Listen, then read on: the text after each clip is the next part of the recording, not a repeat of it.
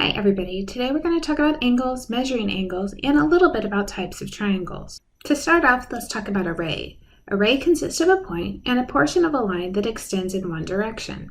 An angle is formed when two rays share a common point. This common point is called the vertex of the angle. All angles are measured in degrees. A line is considered a straight line and has 180 degrees. If we cut that in half, we get a right angle that has 90 degrees. Note this square is used to represent a right angle. You'll see this in many geometric figures, so it's important to know anytime you see the square, that means you have a 90-degree angle. Acute angles have less than 90 degrees. Obtuse angles have more than 90 degrees, but less than 180 degrees. We can use the angle descriptions to talk about triangles too. Any kind of triangle will have a total of 180 degrees.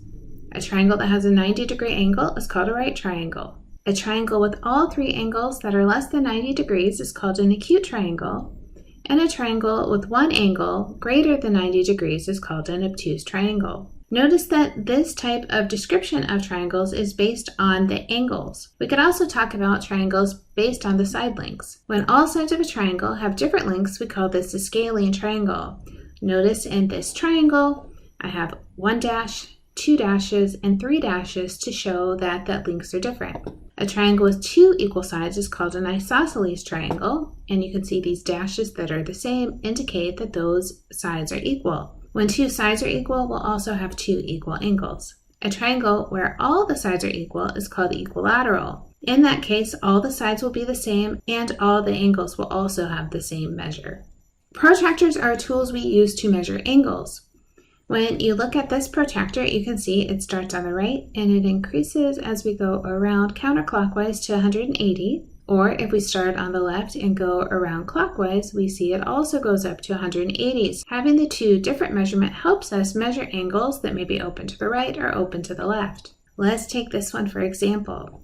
Notice that I have the vertex lined up at the little dot at the bottom of the protractor. I've lined up one leg of the angle with the bottom of the protractor, and then the other leg we read over to see that this is about 49 degrees. So we're reading from 0 up this time because I want one of the legs to touch the 0 and the other one will tell me the measure, and you can see the 49 is listed here. In the homework, you'll notice that you have a protractor and you have an angle. So what you do is you pick up the protractor. So I clicked on it with my mouse and I want to line up the protractor with the vertex of my angle. Then you can see one side moves. So what I want to do as I'm moving it, I want to move it until the bottom lines up with one of the legs. Then since the bottom touches 0 on the left, I want to read up. And I can see this is about 34 degrees. Do the best that you can when you're doing this measurement. You're not expected to pick out half degrees. You can look at what's closest. Let's try one more of those. So I'm going to pick up my protractor by clicking on this centerpiece 0 at the bottom. And I'm going to line that up with the vertex of my triangle. And then this other dot is what allows you to move it. So I can move it around this way. And if I do that, where I want it to line up to the 0, I would go clockwise around to see that this says 150.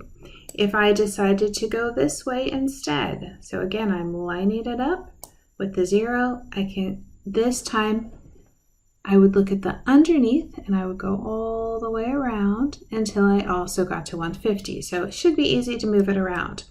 If you scroll in and out, it does change the size. So if you need to come in so that you can see the measurement, you can do that. And then you can scroll back out and then just kind of click away to move down to the next problem. So that was our quick talk about angles and triangles, just a beginning of what we'll be learning in this chapter. Good luck.